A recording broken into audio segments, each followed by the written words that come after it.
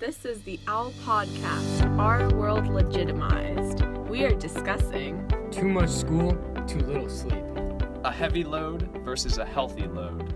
And the value of an Overlake education. Let's face it, whether they've been through 5th grade orientation, 8th grade health, or 10th grade life skills, students have been told throughout all of their Overlake careers that they must be healthy, even though they may not always seem that way.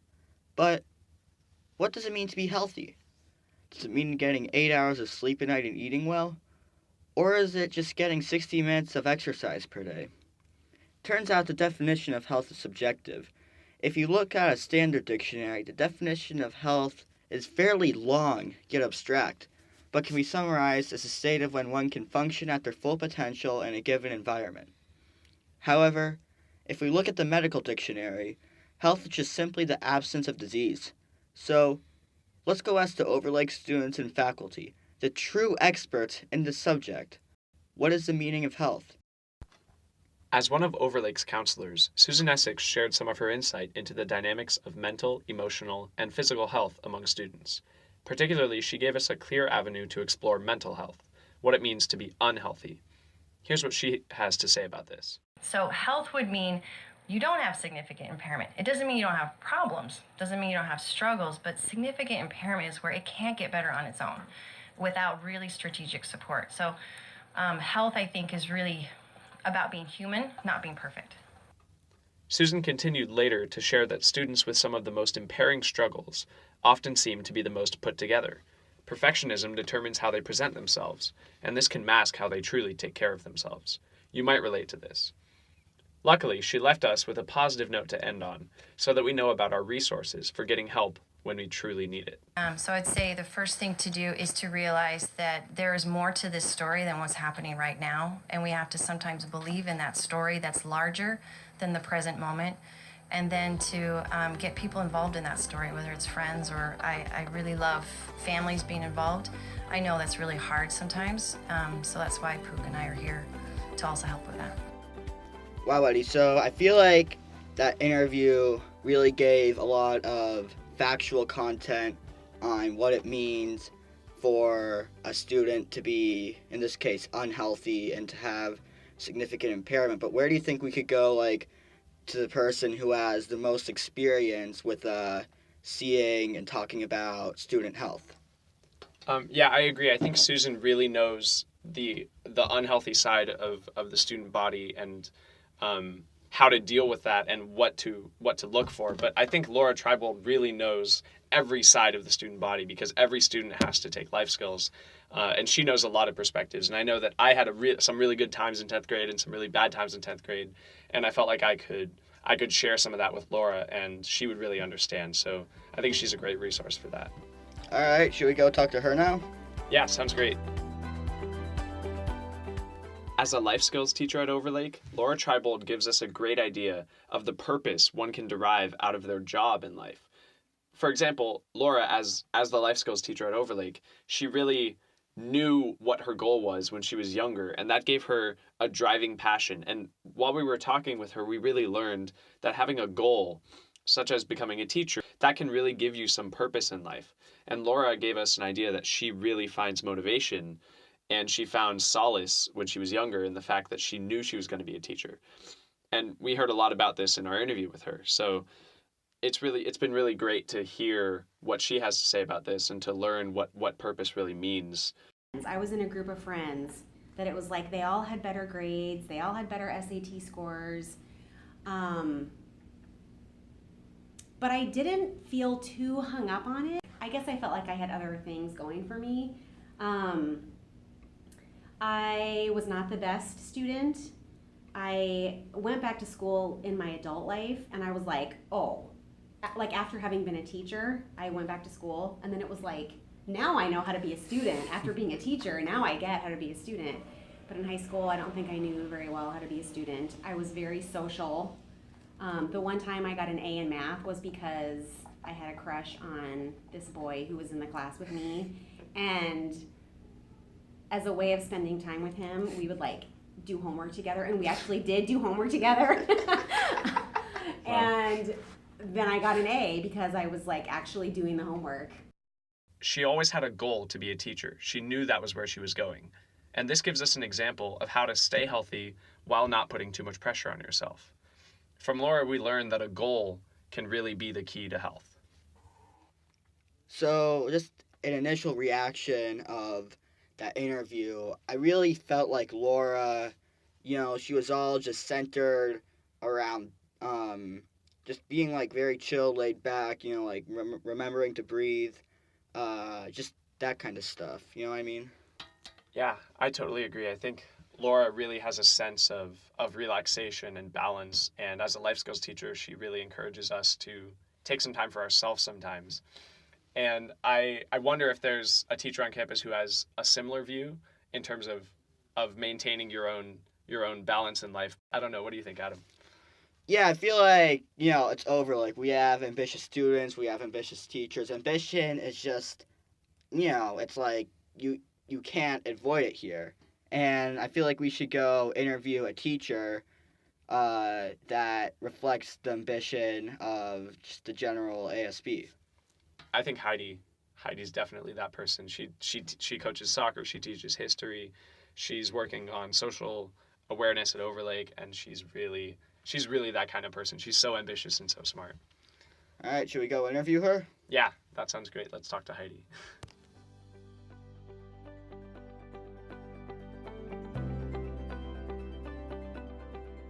I think health is both kind of the physical and the mental aspect of one's well-being.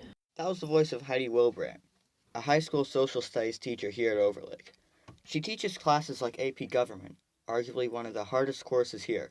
And this year I'm also helping to coordinate our social emotional learning initiative.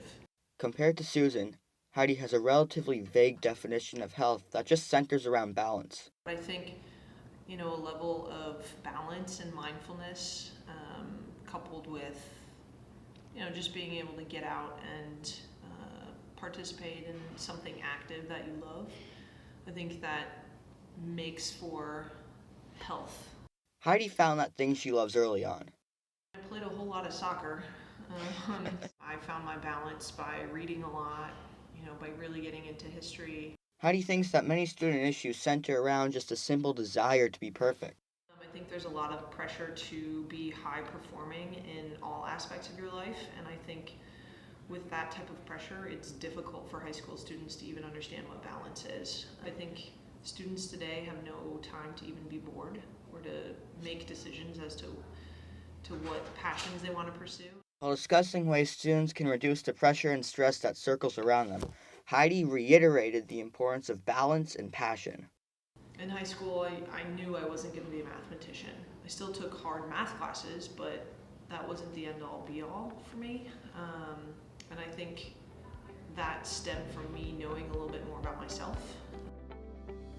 I'm really glad that Heidi brought up the value of getting outside and doing things you love that can counteract the boredom or the repetition of like normal school life. But also I think sometimes that can be a little bit forced. It's like we don't get to choose our own balance, and it's just imposed on us by like the culture around school that expects you to do sports and classes and clubs and all of these things that may provide balance in our life, but if we don't get enough sleep, it's not really healthy for us as people. And so I think these notions are given to us when we're really young, and when we used to have like extra time to play video games and like be bored and to figure out like what we want to draw and just do random things that we enjoy, we're really missing that now that we're in high school and we're expected to conform to all these pressures.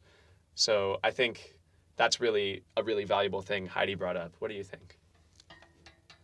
Yeah, I feel like as Heidi discussed a lot in the interview, especially toward the end, she definitely brought up the issue of just being able to balance your time. And I feel like that's a lesson that applies to a lot of students here that we can definitely use more of or just try to incorporate into our lives. But to put that aside, I feel like we've talked to 3 faculty members, and we haven't talked to any students. So, what students do you think we should talk to? I think it would be great to find some younger members of the Overlake community. For example, I think Becca Flora said she would be willing to talk with us about this, and I think she has a 6th grade homeroom, so they'll have a really different perspective, or at least they'll have a perspective we may have forgotten by now as high schoolers of what it seemed like back then, like the dreadful terrors of high school all-nighters. I think it would be helpful to go out and hear from them, and the Overlake community is listening, so it's really important to show all of our perspectives and to bring whatever they think into the matter. So I think it's time to go talk to them. After getting all of our teachers' definitions of health, we moved ahead in our journey to get a different perspective through a point of view of Miss Flora's 6th graders. My name is John, and I think that a healthy day would be that you at least run around a bit and not just sit there and eat unhealthy food. Their answers were different from those of the teachers. They were more focused on eating right and getting physical exercise. One thing they were very eager to talk about, possibly because of the presence of upperclassmen, was life in high school. When we asked them about how much sleep high schoolers get, the 6th graders generally agreed that 5 hours was a good estimate. My name's Anisha, and I think, like Ellie said, 5 hours of sleep because they're always up doing homework. And my cousin's in high school, and he's always grumpy and mean. When we developed a genuine interest in their perceptions of high school, we want to find out how they envision their future selves. So everything you've heard about high school, it's just from other people? Is that what I'm getting? Yes. Yeah. Oh, okay. Do you think there's going to be anything more fun about high school rather than just everything is going to be harder? I think that it would be, the homework would be harder, and you might not get as much sleep, and you're older too. But I also think you get more responsibility. Yeah, I think we have everything. Yeah. In this episode, we talked with Susan Essex about what an unhealthy student looks like. We talked with Laura Tribold about some perceptions of student health and what she's seen as basically the health expert on campus. We talked with Heidi Wilbrandt about what an ambitious Overlake student looks like and how they can really balance all of that. And we talked to Miss Flora's 6th graders about what they think of their future selves in high school and what they think health looks like as students. We'd like to give a shout out to all of them. Yeah, it's been really valuable to get a lot of opinions from teachers and from faculty and from students. We really appreciate all of that contribution and time, but also I feel like I got some really good takeaways out of this. I actually learned about the Overlake community's perspective and about what other people think, and I realize there's a lot of negativity built around high school, especially in the younger ages. They expect such terrible quality of life, and I really want to spread more awareness about what good can happen. And I think that as we go through our days in school and in the Overlake community, we should really prioritize spreading some positivity and talking about what goes well, and I did a test really well, or I just gave a speech and it was awesome.